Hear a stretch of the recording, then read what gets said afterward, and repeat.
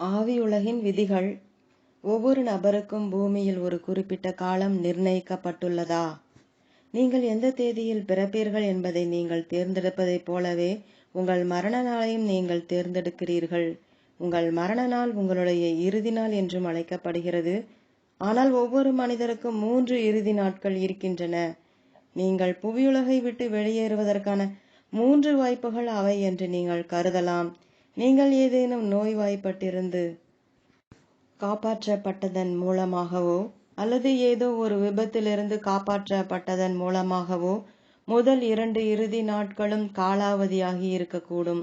ஆனால் நீங்கள் தவறான பாதையில் சென்று கொண்டிருப்பதாகவும் நீங்கள் சரியான பாதைக்கு திரும்புவதற்கான வாய்ப்பு மிகவும் குறைவு என்றும் உங்கள் ஆழ்மனம் நினைத்தால், பொதுவாக முதல் 2 இறுதி நாட்களில் ஏதோ ஒன்றில் புவியுலகை விட்டு வெளியேறுவதை நீங்கள் தேர்ந்தெடுக்கிறீர்கள். 3வது இறுதி நாள்தான் உங்களுடைய உண்மையான இறுதி நாள். ஆனால் அந்த நாளுக்கு முன்பு ஒரு மனிதனால் இன்னொரு மனிதனிடமிருந்து நேரத்தை கடன் வாங்க முடியும். இது அந்நபரின் பிரக்ஞையின்றி நிகழ்கிறது. இறக்கவிருக்கின்ற ஒரு நபரின் ஆழ்மனம் அவருடைய ஏதோ ஒரு நண்பர், உறவினர் அல்லது அந்நியரின் ஆழ்மனதுடன் பேரம் பேசி பூமியில் அவருடைய எஞ்சிய நாட்களை பெற்றுக்கொள்கிறது. இதற்கு உங்கள் தளத்தின் பேரான்மாவின் அனுமதி உங்களுக்கு தேவை. இத்தகைய கடன் வாங்கலும் அரிதாகவே நிகழ்கிறது. ஏதோ சிறப்பான ஆன்மீக குறிக்கோள்களை நிறைவேற்றுவதற்காக மட்டுமே இவை மேற்கொள்ளப்படுகின்றன. பல வருடங்களுக்கு முன்பு எங்கள் சொந்த குடும்பத்தில் இவ்வாறு நிகழ்ந்தது. அப்போது நாங்கள் உயிரோடு இருந்தோம். ஒரு சமயம் எங்கள் தந்தைக்கு ஓர் அறுவை சிகிச்சை செய்யப்பட வேண்டியிருந்தது. பூமியில் தன்னுடைய நேரம் முடிந்துவிட்டது போல தனக்கு தோன்றியதாக அவர் எல்லோரிடமும் கூறிக்கொண்டே இருந்தார். நான் உங்களை சந்திப்பது இதுதான் கடைசி முறை என்று அவர் கூறுவார்.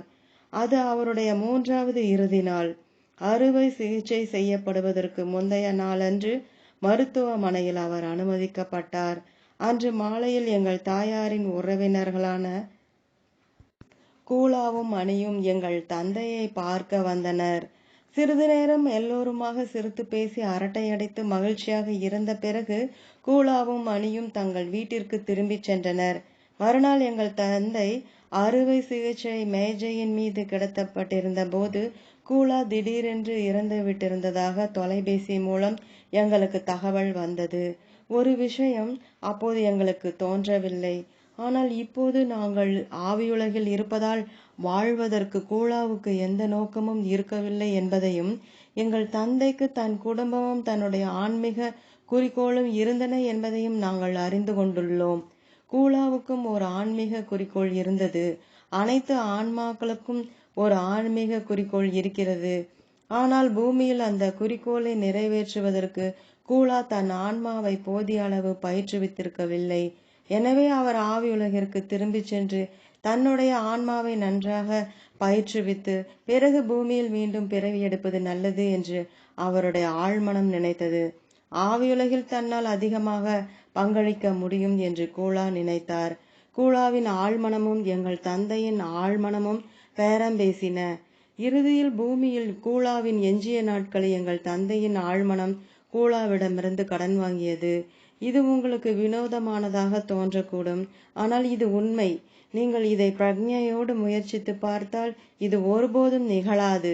எனவே இன்னொருவருடைய வாழ்நாளை கடன் வாங்க முயற்சிப்பதில் உங்கள் நேரத்தை வீணாக்காதீர்கள்.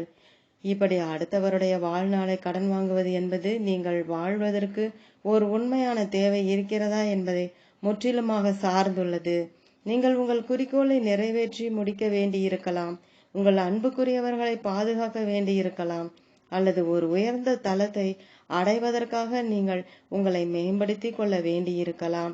மிக முக்கியமாக தன்னுடைய எஞ்சிய வாழ்நாளை இன்னொருவருக்கு கொடுக்க விரும்புகின்ற நபர் தன்னுடைய குறிக்கோளை நிறைவேற்றி இருக்க வேண்டும். அவர் செய்து முடிக்க வேண்டிய வேலை எதுவும் மீதம் இருக்கக்கூடாது. அல்லது தன்னுடைய ஆன்மீக குறிக்கோளை நிறைவேற்றுவதற்கு போதுமான அளவு அவர் தன்னுடைய ஆன்மாவை பயிற்றுவித்திருக்காமல் இருக்க வேண்டும். இந்த வகையான பேர பேச்சுக்கு ஆவியுலகிடமிருந்து சிறப்பு அனுமதி பெறப்பட்டிருக்க வேண்டும். ஓம் தொடரும்.